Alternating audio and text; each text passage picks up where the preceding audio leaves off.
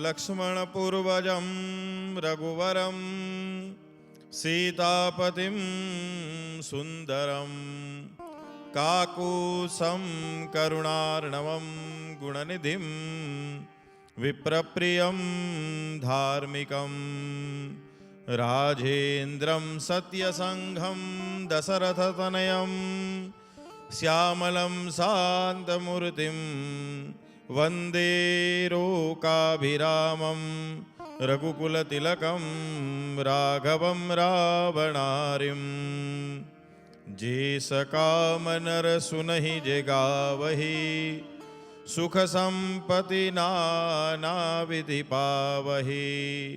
जय जय जय हनुमान गुसाई कृपा करहु गुरुदेव की नाई।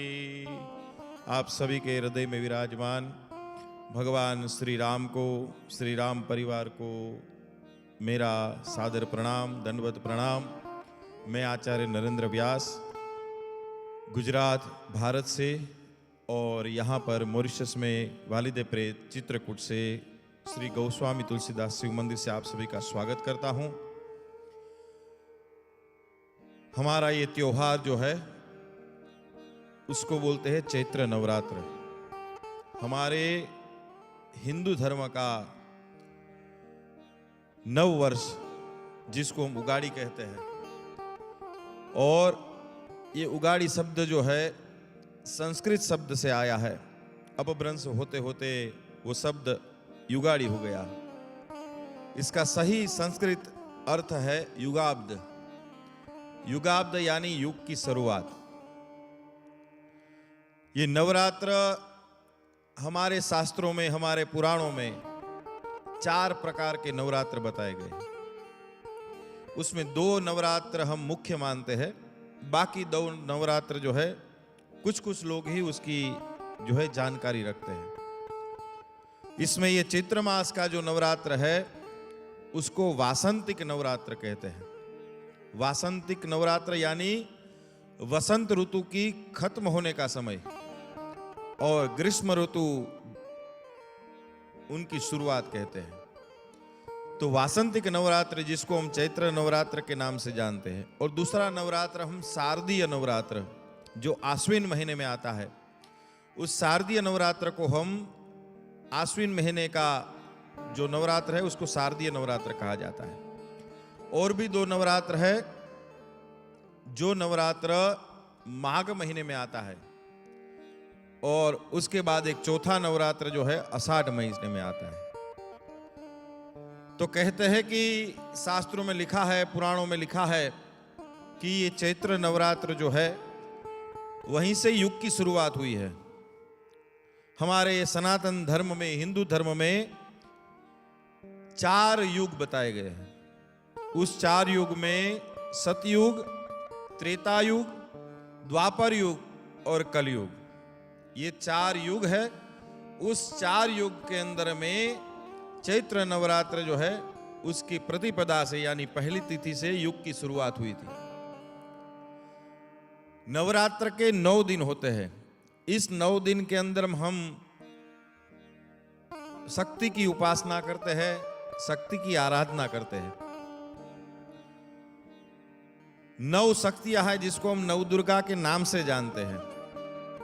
और इस चैत्र मास के नवरात्र के अंदर में दुर्गा की भी उपासना की जाती है, लेकिन साथ में राम जी का भी उपासना किया जाता है।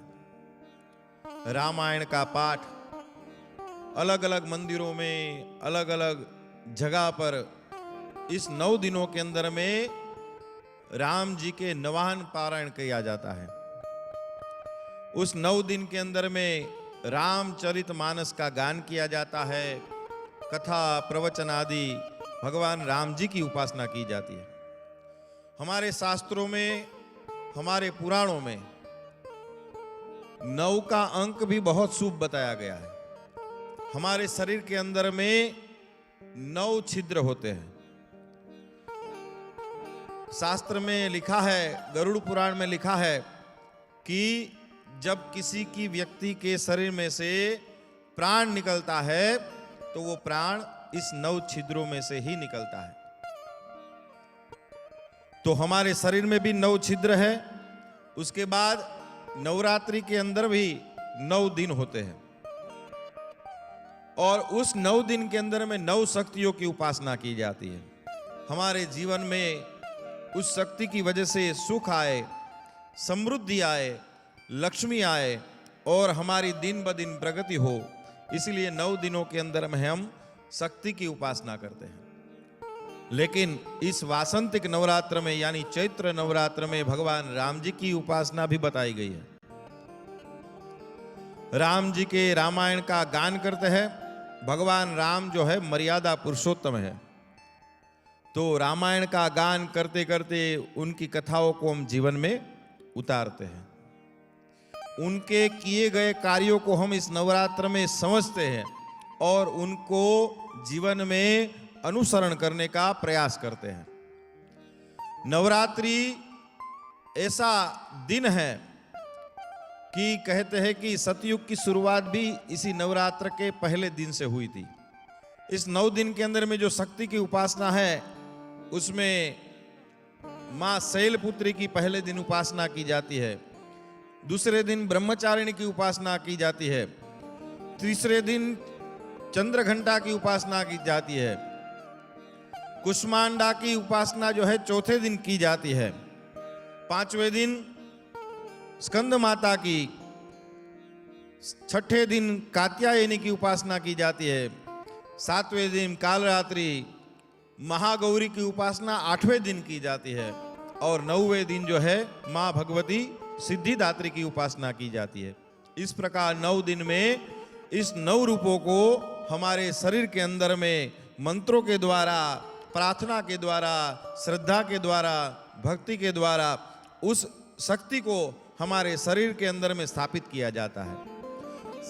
दुर्गा सप्तशती के अंदर में एक श्लोक आता है, रसे रूपे च गंधे च शब्दे स्पर्शे च योगिनी।